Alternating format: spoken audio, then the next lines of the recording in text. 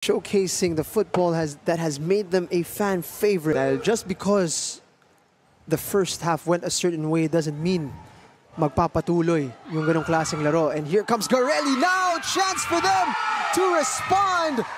Kumawin getting one back. 2-1. Game is on. Jeng Kumawin has been working hard in the first half, and to this point, you could tell he really has been the threat for Don Bosco Garelli United. And we see here Tuloy FC being dispossessed and Fornis working hard to win that ball, and Kumawin being at the other end to finish that goal. Kalahati ng goal na yun, dapat kay Redrick Fornis. 0.5 sila each. Ang ganda ng intent.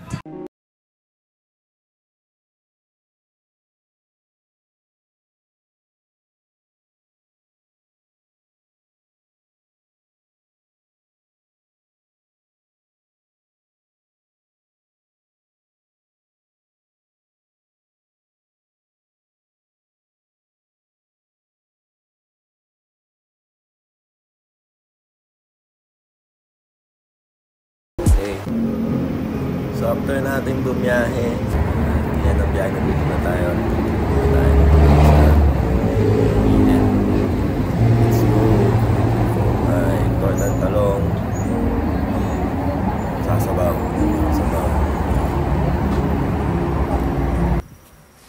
Yan, after naman kumain, nandito na nga tayo sa ACC, sa Alabang Country Club. Yan guys, lakad lang ako papunta dun sa football field. Eto na guys, andito na ako. Ayan guys, medyo mainit. So ito na guys yung mga player natin. Ayan, as per U11. So shoutout sa mga players natin dyan. Yun.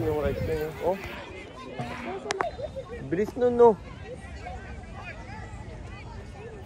So guys, papunta na tayo dun sa pag-warm up natin area. So yun, update ko na lang kayo mamaya. So after nga ng game ng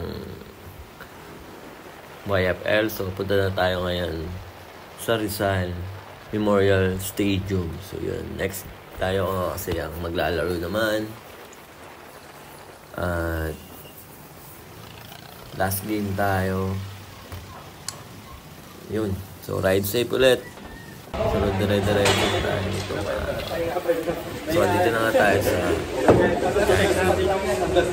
i-breakin natin itong bago na light natin. So, ayan o. Warm up. Ilang kinto ba? Diba? Testing natin ito guys. Sira na assist time ko last time eh. Let's go! Oo, mamaya wala na kinto nyo. Oo nga, okay. Ito nga guys, subukan na natin to. Oh, 1-5 pala eh. Nag-selling ko na tayo dito eh. Ano ba tayo? Sama tayo sa... Red, sabay mo kami Red ah. Kuha tayo na. Subscribe! Subscribe, yeah. Subscribe. Dito naman.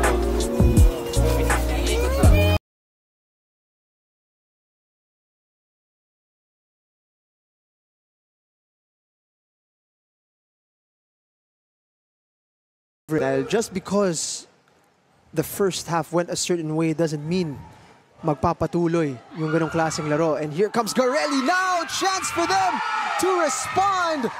Kumawin getting one back. 2-1. Game is on. Jeng Kumawin has been working hard in the first half, and to this point, you could tell he really has been the threat for Don Bosco Garelli United. And we see here Tuloy FC being dispossessed and Fornis working hard to win that ball, and Kumawin being at the other end to finish that goal. Kalahati ng goal na yun, dapat kay Redrick Fornis. 0.5 sila each. Ang ganda ng intent. Kitang-kita, si Fornis nga mismo yung kumuha ng bola from that net. Meaning, tara, hindi pa tapos yung laban. May 30 minutes ba tayo? A difficult one to attack, that one, as it was further than the penalty spot. Pero buhay pa ang atake dito. Medyo mabigat lang. Bit of good fortune para sa Don Bosco. Loose touch goes unpunished. That's a good run here. Could make an opportunity. Johnson! Get us started here. An early goal para sa Tuloy FC. It's the perfect start for the men in blue.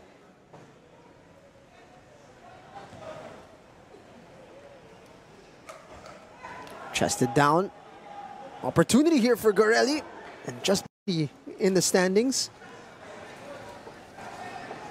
And having already won against a team like Mendiola, they know they have the capacity to be trouble.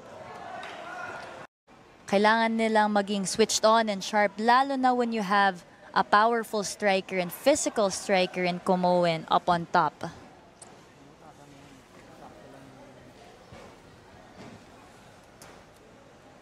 In the first 15 minutes of this match, they are not rushing. They are moving the ball left to right, and when they lose the ball, they just get it right back.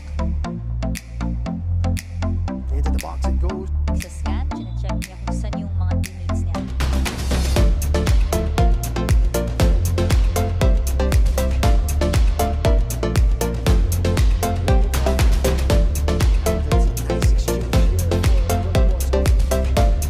Past 25 minutes, really Garelli United has been probing, has been trying, but it's really making sure that that final pass or that final touch sets themselves up well.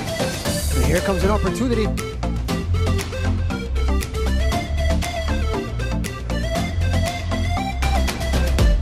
Good delivery and just over the bar.